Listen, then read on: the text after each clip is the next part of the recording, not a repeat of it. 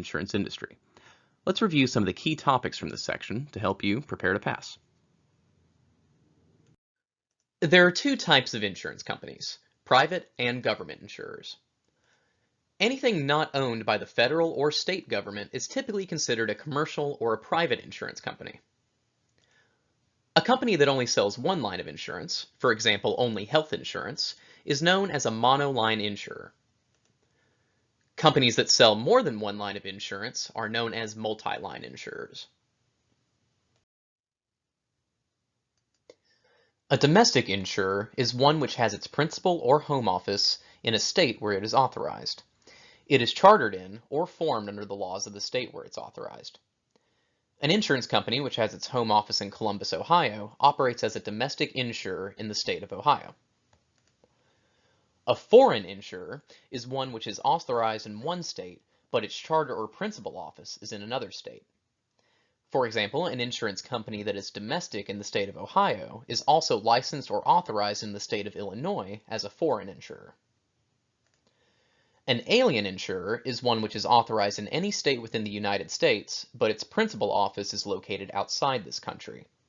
For instance, a life company officed in Tokyo, Japan, or Toronto, Canada, would be examples of alien insurers. Mutual companies are referred to as participating companies. Participating policies allow policyholders to participate in the company by electing the board of directors and receiving dividends from the divisible surplus. A stock company is referred to as a non-participating company. Non-participating policies do not allow policyholders to participate in the elections or dividends, and instead aim to increase profit for the shareholders. A company issuing both participating and non-participating policies is referred to as using a mixed plan. Stock companies may be converted into a mutual company through a process called mutualization. The marketing or sales divisions are responsible for increasing the number of prospective applicants, thereby increasing the number of insureds, through various advertising mediums and one-on-one appointments with prospective buyers. The sales department is typically the department completing the application. They may also be known as field underwriters. The underwriting department is responsible for reviewing applications, conducting investigations to gain additional information about applicants, assigning risk classifications, and approving or declining an application. The claims department is responsible for processing, investigating, and paying claims for losses incurred by insureds.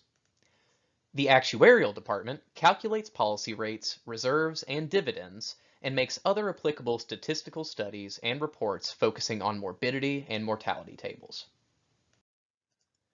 Career agencies are branches of major stock and mutual insurance companies that are contracted to represent an insurer in a specific area. Career agencies recruit, train, and supervise agents through managers or general agents. They primarily build staff. Personal producing general agencies do not recruit, train, or supervise agents. They primarily sell insurance. Agents hired by a PPGA are considered employees of the PPGA, not the insurance company, and are supervised by regional directors. Independent agents represent any number of insurance companies through contractual agreements. They are compensated on a commission or fee basis for the business that they produce.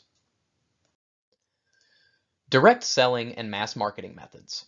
The insurer deals directly with consumers by selling its policies through internet sites, advertisements, or salaried sales representatives.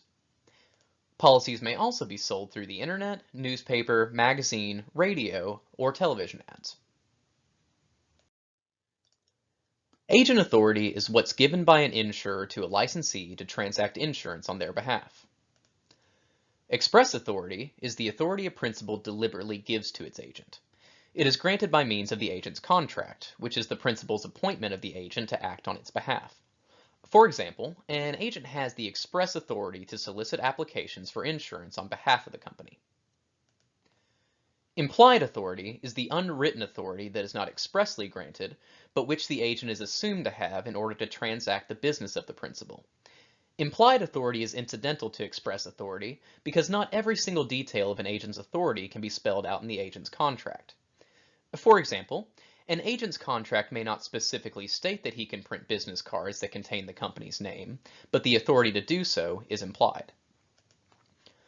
Apparent authority is the appearance or assumption of authority based on the actions, words, or deeds of the principal. For example, by providing an individual with a rate book, application forms, and sales literature, the company creates the impression that an agency relationship exists between itself and the individual. The company will not later be allowed to deny that such a relationship existed. The law will view the agent and the company as one and the same when the agent acts within the scope of their authority.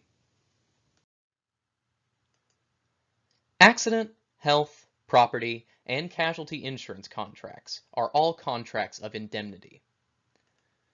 The principle of indemnification is designed to restore the insured to the same financial position that he or she was in prior to the loss occurrence. The principle of indemnity also states that an insured shall not profit or gain by their loss. A peril is something that can cause a financial loss, such as a fire, tornado, or ice. Perils can also be referred to as the accident itself. A loss is an unintentional decrease in the value of an asset due to a peril. A hazard is a condition or situation that creates or increases a chance of a loss. For example, driving on icy roads, driving while intoxicated, or improperly storing toxic waste. There are three types of hazards. Physical hazards are hazards you can see, touch, smell, etc. For example, poor health, ice, and fire. Moral hazards represent hazards with an insured's lifestyle. For example, drug use or alcohol abuse. Morale hazards represent an insured's careless attitude. For example, reckless driving, jumping off of a cliff, or leaving a car unlocked. Contracts of insurance are binding legal agreements and are enforceable by law. A policy is a written contract in which one party promises to indemnify another against loss that arises from an unknown event. A policy rider, or endorsement, is a legal attachment amending a policy. Additional benefits or reduction in benefits are often incorporated in policies by the attachment of either a benefit or an exclusion rider. Regardless of the insurance type, the policy owner pays premiums in exchange for the insurer's promise to pay covered claims. For a contract to be legally valid and binding, it must contain four elements: offer and acceptance, consideration, legal purpose, and competent parties. The four elements of a legally binding contract are as follows. Offer and acceptance. The offer of an insurance contract is made by the applicant when the application is submitted with the initial premium. The insurance company accepts the offer when it issues the policy as applied for. Consideration. This is the premium and completed application given by the applicant in exchange for the insurer's promise to pay benefits. Legal purpose. The object of the contract and the reason the parties enter into the agreement must be legal. Competent parties. The insurer is considered competent if it has been licensed or authorized by the states in which it conducts business. The applicant, unless proven otherwise, is presumed to be competent with three possible exceptions: minors, the mentally infirm, and those under the influence of alcohol or narcotics. The following are terms used to describe different types of contracts. Aleatory. There is an element of chance and potential for unequal exchange of value or consideration for both parties.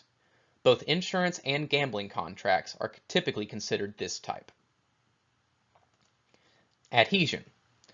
The contract has been prepared by one party, the insurance company, with no negotiation between applicant and insurer. The applicant adheres to the terms of the contract on a take-it-or-leave-it basis when accepted. Unilateral. Only one party, the insurer, makes any kind of enforceable promise. Insurers promise to pay benefits upon the occurrence of a specific event, such as death or disability.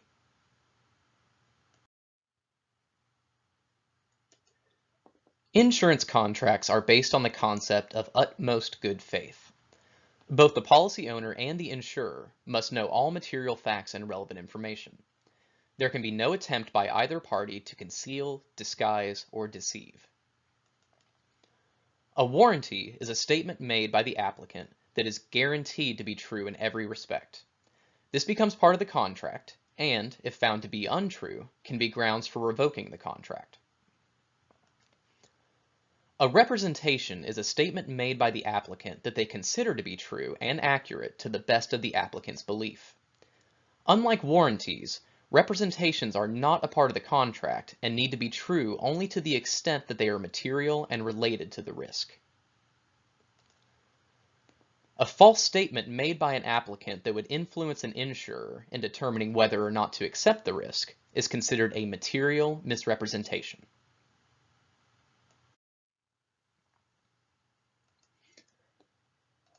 A void contract lacks one of the elements specified by law for a valid contract.